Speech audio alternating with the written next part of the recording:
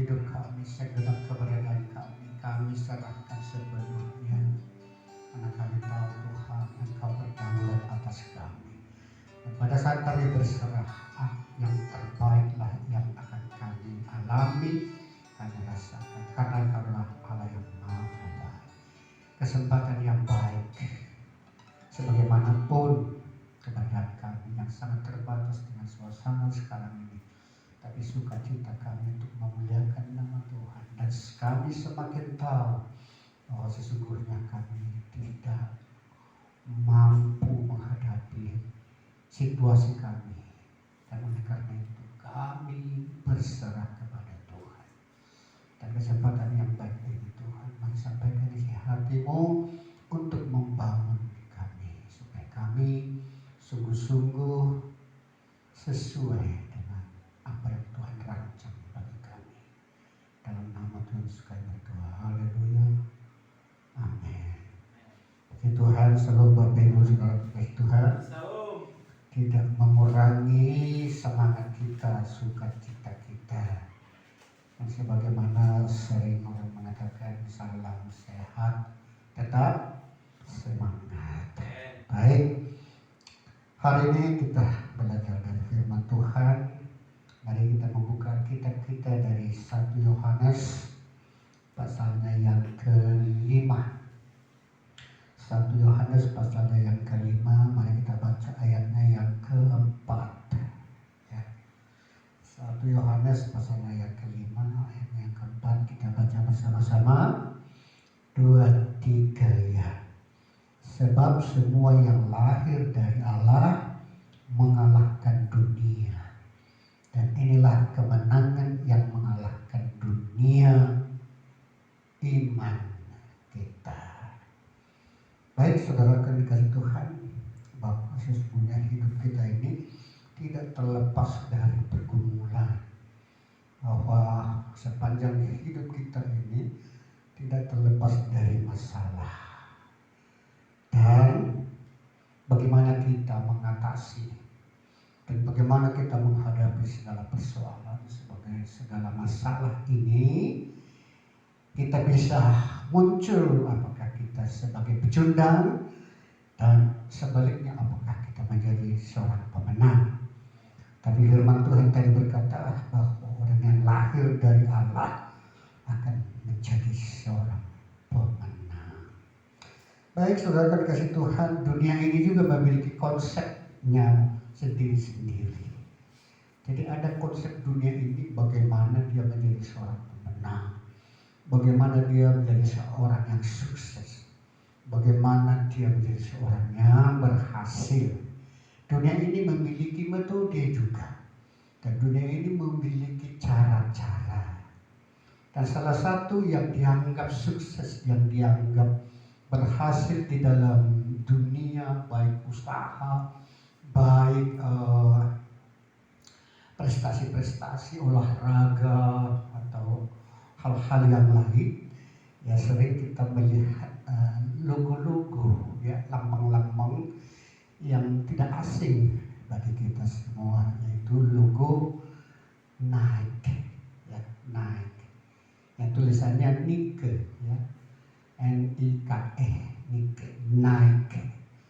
Baik sepatu, baik kaos-kaos olahraga, baik barang-barang yang lain, kalau dia sudah pakai lambang ini, ya menunjukkan bahwa itu adalah sebuah kesuksesan, sebuah keberhasilan. Dan saat ini saya mau menyampaikan kepada kita bahwa kesuksesan, kemenangan, dan keberhasilan, sebagaimana tadi kita baca di ayat kita, sebab semua yang lahir dari Allah mengalahkan dunia, dan inilah kemenangan yang mengalahkan dunia, iman kita. Jadi kalau dunia tadi menganggap bahwa mereka menang, mereka menganggap bahwa mereka berhasil, mereka menganggap bahwa mereka sukses, dan lambang tadi itu yaitu lambang Nike yang sering ditunjukkan seperti lambang V, gitu ya. Lambang V itu diartikan orang adalah lambang debu yang dihembus, ya, jadi artinya dikalahkan, ya, debu, bagaikan debu, persoalan-persoalan, masalah-masalah itu dikalahkan seperti mencampakkan debu itu, ya. Tapi saudara dikasih Tuhan, hal ini mau saya sampaikan cara yang sangat berbeda. Bahwa dunia mengatakan ada kesuksesan, bahwa dunia mengatakan ada keberhasilan. Tapi jangan kita mengartikan bahwa hidup rohani itu adalah seseorang yang hidup menyendiri, seseorang yang tidak terampil di dalam dunia sehari-hari. Kita sering menganggap bahwa hidup orang rohani itu hanya ada di rumah, yaitu dengan saat teduh, menyanyi lagu-lagu rohani, terus membaca firman, tanpa mereka terampil di tengah-tengah kehidupan sehari-hari. Saat ini mau saya sampaikan kepada kita semua bahwa orang-orang yang lahir dari Allah tentu mengalahkan semuanya, ya, mengalahkan dunia ini. Kalau dunia ini sudah memiliki metode, dunia ini sudah memiliki cara bagaimana mereka berhasil, bagaimana mereka menjadi pemenang. Tapi bahkan firman Tuhan mengatakan bahwa orang-orang yang lahir dari Allah mengalahkan dunia ini. Lebih daripada kesuksesan, lebih daripada keberhasilan yang dicapai oleh dunia ini, dengan cara-caranya, dengan metode yang dilakukan oleh dunia ini, ya. Jadi kita lebih daripada mereka. Jadi sebagai orang-orang yang lahir dari Allah itu tentu akan menjadi orang yang berhasil bahkan di dalam dunia sehari-hari, ya, di dalam pekerjaan, di dalam usaha-usaha, di dalam bisnis, di dalam perkuliahan, di dalam olahraga. Orang-orang yang lahir dari Allah itu bahkan lebih memiliki prestasi daripada orang-orang dunia ini. Namun satu hal yang bisa membedakan antara metode yang dilakukan oleh dunia ini untuk mencapai kesuksesannya, untuk meraih keberhasilannya, sangatlah kontras sekali. Dan inilah yang mau saya sampaikan kepada kita. Kalau dunia ini memiliki metode untuk mereka berhasil, mereka itu melatih dirinya dari luar, ya, dari luar. Mereka melatih, membiasakan dirinya. Dan sering orang mengatakan istilah ini afirmasi, ya, afirmasi. Mereka mengatakan aku sukses, aku berhasil, aku mencapai karir yang tinggi, begitu. Dan diperkatakan setiap saat, baru bangun tidur dia perkatakan. Dan ini yang disebut dengan istilah afirmasi. Jadi dengan mereka sering memperkatakan hal itu, mereka menganggap bahwa apa yang diperkatakan itu akan terrealisasi dalam kehidupannya sehari-hari. Kalau setiap hari, setiap pagi baru bangun dia katakan, aku menang, aku sukses, aku berhasil. Mereka menganggap bahwa dengan perkataan-perkataan itu akan membawa mereka untuk mencapai keberhasilan yang mereka harapkan. Bapak Ibu Saudara dikasih Tuhan, bahwa hal itu sesungguhnya tidak menjadi masalah. Tetapi yang harus kita tahu bahwa pembiasaan diri kita seperti itu harus kita tahu itu bersumber dari mana, ya, bersumber dari mana. Saudara-saudara yang dikasih Tuhan, sebagaimana saya katakan tadi, bahwa orang-orang yang lahir dari Allah itu akan memperoleh kesuksesan, mencapai keberhasilan. Karena apa? Karena sesungguhnya Allah kita, Bapa yang baik itu, merindukan dan menginginkan agar anak-anak yang dikasihinya mencapai kesuksesan dan keberhasilan. Sebagaimana dia sudah katakan itu, kuasailah dunia ini. Dan tentu tidak jauh dari kehidupan kita sehari-hari. Seorang ayah, seorang bapak, seorang ibu tentu memiliki kerinduan, tentu memiliki harapan supaya anak-anak yang dicintainya dapat berhasil di dalam kehidupannya sehari-hari. Tentu Allah kita memiliki kerinduan yang lebih besar dari itu. Dia ingin supaya kita anak-anaknya sukses dan berhasil. Dan hal ini yang harus perlu kita sadari. Artinya kerinduan kesuksesan, kerinduan berhasil itu tidak serta-merta hanya merupakan kerinduan diri kita sendiri. Tapi bahkan Allah kita menginginkan terlebih dahulu bahwa Dia merindukan untuk kita berhasil. Tapi sering kita memahami dan mengartikan keinginan Tuhan itu menjadi satu keinginan yang tidak aplikatif dalam kehidupan kita sehari-hari.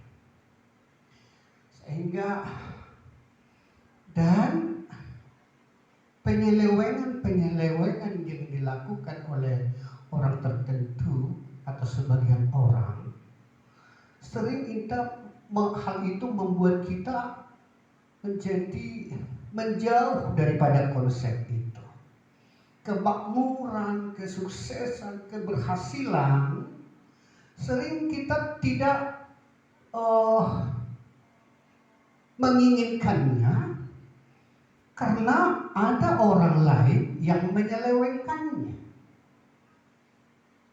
Sehingga banyak orang, banyak hamba-hamba Tuhan, banyak gereja yang mempersoalkan yang disebut dengan teologi kemakmuran. Ya, teologi kemakmuran. Mengapa hal ini dikritisi? Bahwa teologi kemakmuran itu tidak alkitabiah misalnya. Tentu karena memang mereka lihat, mereka saksikan ada orang-orang tertentu, ada hamba-hamba Tuhan yang menghidupi ajaran ini, namun dia selewengkan.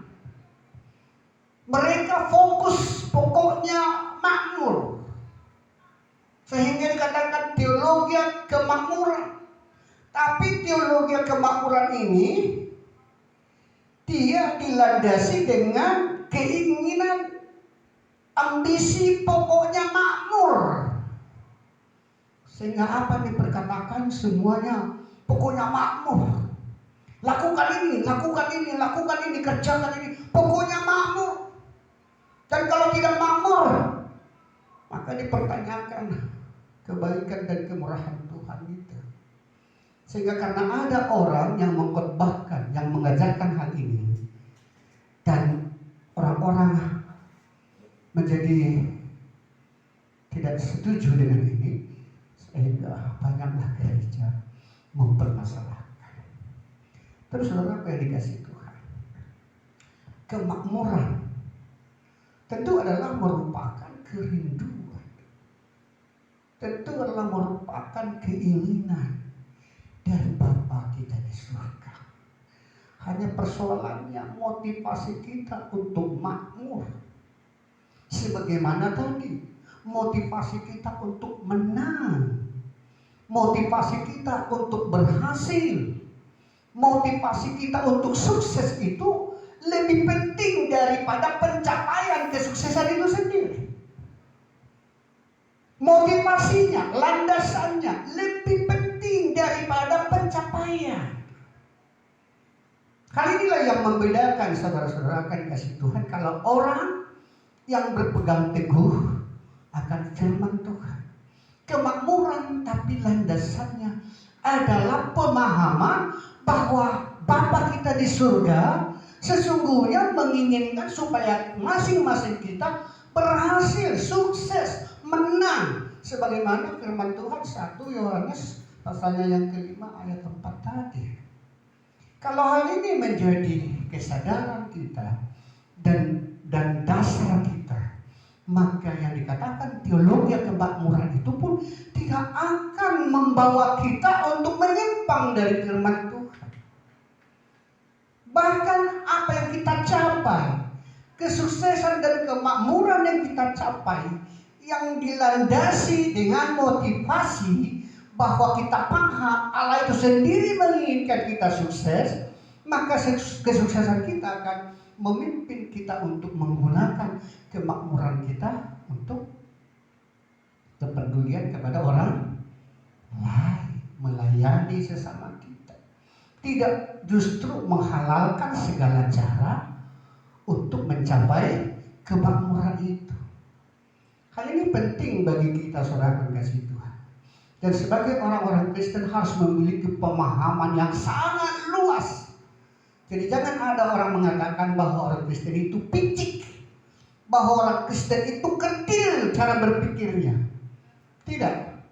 Tapi orang Kristen itu harus memiliki wawasan yang luas, memahami secara mendetail, memahami secara lengkap. Dan sebagaimana saya katakan tadi bahwa metode yang dilakukan oleh manusia, yaitu pelatihan-pelatihan yang datangnya dari luar untuk membentuk dia sebagai seorang pribadi, yaitu melalui perkataan, melalui membiasakan diri yang disebut dengan afirmasi. Sehingga mereka menonjolkan hal-hal yang luar, berpenampilan, cara berjalan, cara menyusun kata-kata, gitu ya, cara berpakaian, dan membiasakan diri, misalnya berteman dengan orang-orang yang sukses, orang-orang yang berhasil. Semuanya ini adalah metode dari luar masuk ke dalam, yang disebut dengan metode afirmasi tadi itu. Dan kesuksesan seseorang itu sering dilihat dari kulitnya, dari luarnya, bagaimana pakaiannya, bagaimana sepatunya, bagaimana aksesorisnya. Itulah metode yang dari dunia ini. Tapi saudara dikasih Tuhan sebagai orang-orang yang percaya, yang menjadi dasar kita mencapai keberhasilan, kesuksesan dan kemenangan demi kemenangan, maka yang pokoknya hal ini adalah dikatakan di dalam 1 Yohanes pasal 5 itu ayat 4, iman kita, ya. Jadi kalau saya baca secara lengkap, sebab semua orang yang lahir dari Allah mengalahkan dunia. Dan inilah kemenangan yang mengalahkan dunia, iman kita, ya, iman. Jadi iman kita lah yang mengalahkan dunia ini. Berarti saudara berkasih Tuhan, harus dulu kita menjadi pribadi yang telah dibentuk oleh Allah. Pada saat Nikodemus, seorang guru agama, bercakap-cakap dengan Tuhan Yesus, dikatakan, bagaimana aku untuk dapat melihat kerajaan dunia ini? Dan Yesus berkata, engkau harus lahir baru, engkau harus lahir kembali, gitu ya. Jadi kelahiran, ya, pribadi kita ini yang menjadi pokoknya, ya, bukan dari luar, bukan dilatih dari luar, tapi kita ini dari dalam, ya, bukan melalui afirmasi tadi, tapi siapa kita. Ya, jadi lahir baru, dilahirkan kembali.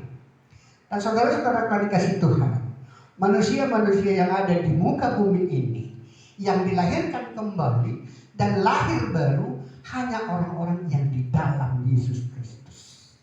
Amin. Hanya orang-orang yang lahir, hanya orang-orang yang ada di dalam Yesus Kristus yang disebut lahir baru. dilahirkan kembali. Berarti orang yang lahir baru adalah orang-orang yang sudah diciptakan baru. Dan kesadaran kita sebagai orang yang lahir baru inilah yang justru menggerakkan kita keluar. Cara berjalan kita, cara menyapa orang, cara menanggapi sesuatu itu adalah imbas dampak daripada sesuatu yang sudah jadi di dalam diri kita. Jadi dari dalam keluar, bukan dari luar ke dalam, melainkan dari dalam keluar.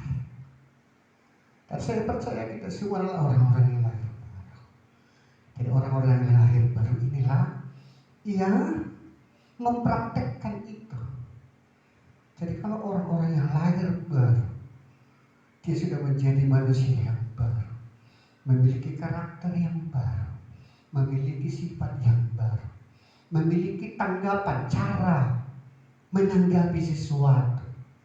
Kalau tadinya kita cara menanggapi sesuatu itu langsung emosi, tapi pada saat kita sudah menjadi lahir baru, maka kita memiliki cara yang baru dan memiliki pandangan yang baru. Kesuksesan di mata kita, kita memiliki konsep yang baru, bukan konsep dunia ini. Keberhasilan menjadi juara dalam olahraga misalnya, kita memiliki konsep yang baru. Kita tidak harus mencelakai kompetitor kita supaya kita menjadi seorang pemenang. Tapi kita lebih melatih diri kita tanpa kita mencelakai orang lain. Kalau dunia menghalalkan segala cara supaya teman lawan-lawannya itu akan terjerembab dan muncul menjadi seorang pemenang. Tapi kalau orang-orang yang lahir baru, dia tulus mengerjakan apa yang pantas dikerjakannya, karena dia tahu dia adalah orang yang telah dibentuk sebagai manusia yang baru. Karena kita memiliki pemahaman bahwa sesungguhnya kita sudah dipilih, sudah ditetapkan, sudah direncanakan sebagaimana apa yang tertulis di dalam Roma. Di dalam Roma pasalnya yang ke-6 ayat 29. Roma pasal 6 ayat 29. Sebab semua orang yang dipilihnya dari semula, mereka yang ditentukannya dari semula untuk menjadi serupa dengan gambaran anaknya, supaya ia, anaknya itu, menjadi yang sulung di antara banyak saudara. Jadi Yesus adalah yang sulung di antara kita semua. Kita tahu Yesus adalah sosok pribadi yang sukses. Dia berhasil mengemban misi yang telah ditentukan kepadanya.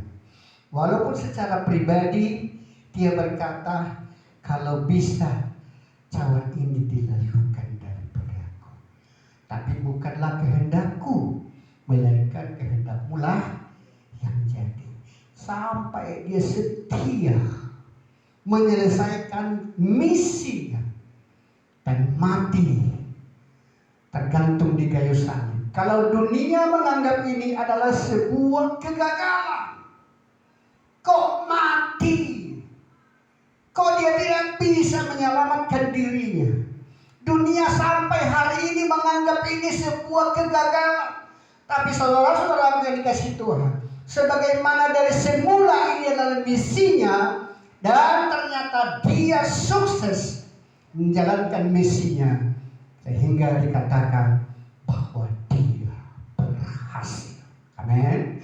Kalau dia dikatakan adalah yang sulung di antara kita, maka sebagaimana Yesus menjadi seorang pemenang, orang yang berhasil, yang sukses mengembankan misinya, maka saudara-saudara dan kita semua memiliki pengharapan, memiliki iman agar kita juga mengikuti jejak keberhasilan, kesuksesan yang telah diraih, yang telah dicapai oleh Yesus. maka kita akan menjadi pribadi-pribadi yang sukses, yang berhasil di dalam kehidupan kita sehari-hari. Kita mengalahkan godaan-godaan, kita mengalahkan pengaruh-pengaruh dunia ini. Nah, kalau sekarang ini dunia ini memiliki konsep supaya dia sukses berhasil, dia menghalalkan segala cara, sehingga tidak heran bermunculan para koruptor. Di Indonesia ini tidak habis-habisnya muncul para koruptor. Bahkan di saat-saat pandemi sekarang ini pun para koruptor ini memanfaatkan situasi ini. Semuanya dibisniskan. Bahkan lembaga-lembaga negara pun membisniskan. Mati-matian bapaknya yang pemimpin pusat ini mati-matian untuk menasihati para bawahannya. Tapi bawahan ini di daerah-daerah justru memanfaatkan situasi. Mengapa? Karena mereka ini adalah untuk mencapai kemakmurannya, untuk mencapai kekayaannya, untuk mencapai kesuksesannya, mereka menggunakan segala cara. Dan bahkan mereka tidak segan-segan menarik di atas penderitaan orang lain. Oleh karena itu, orang-orang yang lahir baru, orang-orang yang telah dilahirkan kembali, janganlah memiliki cara hidup seperti ini. Sebagaimana Yesus, kalau dunia melihat itu sebuah kegagalan, kekalahan, mengorbankan dirinya mati, dunia menganggap ini kekalahan, kegagalan. Tapi sebagaimana misi Tuhan bahwa ini adalah kesuksesannya, seharusnya seperti itulah kita orang-orang percaya. Kita dilihat orang mengalah, dunia melihat sepertinya kita lemah, tapi di baliknya ini kita adalah orang-orang yang sukses. Karena kita adalah orang-orang yang dalam satu keluarga, di mana dikatakan bahwa Yesus adalah yang sulung di antara kita. Amin. Sekarang kita lanjutkan lagi ke satu ayat lagi, ayatnya yang ke-39. Ya, ayatnya yang ke-37 ya. Tetapi dalam semuanya itu kita lebih daripada orang-orang yang menang oleh Dia yang telah mengasihi kita. Firman Tuhan mengatakan bahwa kita bahkan lebih daripada pemenang. Jadi kalau Yesus dianggap dunia adalah kekalahan, karena Dia mati, tersalib, tergantung di kayu salib, mereka menganggap bahwa ini adalah sebuah kekalahan. Tetapi firman Tuhan mengatakan bahwa Dia menang, bahkan melebihi daripada orang-orang yang menang. Bagaimanakah dikatakan melebihi? Tadilah saudara yang dikasih Tuhan, yang kadang-kadang orang-orang menganggap negatif kata hiper, ya, hiper atau hyper, negatif. Nah, sekarang ini agak kontroversial yang disebut dengan hyper grace, ya. Karena orang selalu menganggap hiper itu negatif. Kenapa? Karena memang ada penggunaan kata hiper ini kepada hal-hal tertentu yang menjadi tidak baik. Tensi yang berlebihan disebut hipertensi, ya, hipertensi.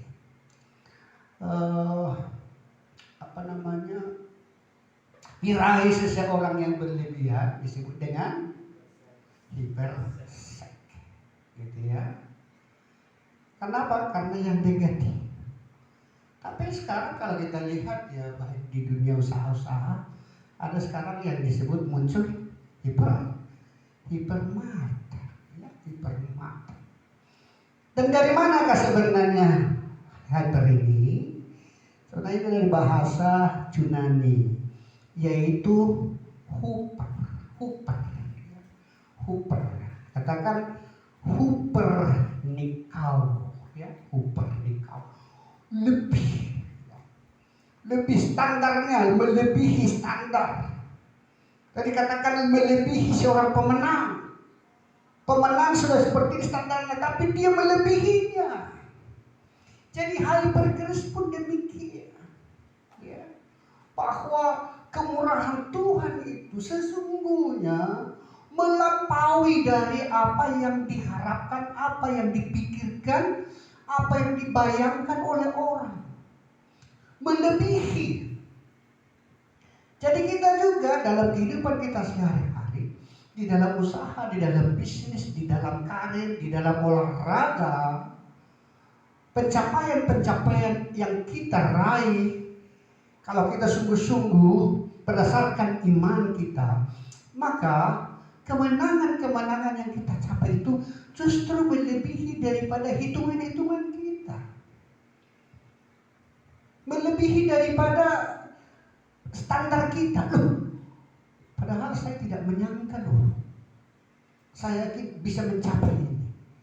Tapi luar biasa, kok saya bisa mencapai lebih daripada apa yang saya pikirkan, lebih daripada apa yang saya targetkan, lebih daripada apa yang saya inginkan, begitu. Jadi saudara yang dikasih Tuhan, tidak benar kalau orang-orang yang hidup di dalam Tuhan, maka secara dunia mereka adalah orang-orang yang tidak sukses. Dan justru sebaliknya saudara yang dikasih Tuhan, orang-orang yang ada di dalam Tuhan justru adalah orang-orang yang bisa mencapai keberhasilan, kesuksesan yang melebihi daripada apa yang dicapai oleh dunia ini. Kenapa? Karena firman Tuhan tadi sudah berkata bahwa orang yang lahir dari Allah, mereka akan mengalahkan dunia ini dan mereka akan memenangkannya karena Tuhan telah mengasihinya. Dan dasarnya adalah iman kita. Saudara, karena itu saudara dikasih Tuhan, bahwa marilah kita berserah sepenuhnya. Justru di dalam suasana sedemikian ini, persoalan-persoalan ini, kalau secara seketika spontan, kesedihan-kesedihan itu, tentu kita tidak luput daripadanya. Sebagaimana apapun apa juga yang kami alami beberapa minggu yang lalu, sebagai manusia ya tentu kami tidak luput dari rasa sedih. Tapi saudara dikasih Tuhan, tidaklah seperti dunia ini yang terus berlarut-larut mereka ada di dalam kesedihan itu, dan bahkan mereka menjadi frustrasi, mereka teriak-teriak, mereka mau maki-maki ke sana kemari. Tetapi orang-orang percaya di dalam Tuhan memiliki hidup yang berbeda. Sedih, ya tentu bisa sedih, tapi kesedihan itu tentunya tidak berlarut-larut lama, karena ada Bapa kita yang lebih tahu persoalan yang kita hadapi. Ada Bapa kita yang lebih paham tentang apa yang kita alami ini. Dan juga tentu banyak orang yang memiliki kepedihan yang lebih besar dari kita kalau kita punya hitung-hitungan. Karena tidak sedikit orang yang dalam satu keluarga ada, bukan hanya satu dari keluarga itu yang telah pergi dari keluarga mereka. Ada teman saya seminggu yang lalu misalnya, anaknya telah menyelesaikan hidupnya, perjalanan hidupnya sudah selesai, tapi seminggu kemudian bapaknya. Ada juga di tempat yang lain, mamanya atau istrinya, dan seminggu kemudian putrinya, dan bahkan ada lebih daripada seperti itu. Jadi inilah membuat kita merenung-renungkan, sehingga kita tidak larut di dalam kesedihan. Bahkan dibalik daripada peristiwa ini, kita harus tahu bahwa Tuhan memiliki kerinduan, memiliki rencana-rancangan yang jauh lebih besar. Inilah yang akan kita imani, kita bisa mencapainya, bisa kita meraihnya. Dan bagaimana ini kita capai dan kita raih? Kalau kita percaya bahwa Allah kita sesungguhnya memiliki kerinduan, memiliki harapan supaya anak-anak yang dikasihinya ini mencapai kesuksesan, keberhasilan, kemenangan yang melebihi daripada orang-orang menang. Amin.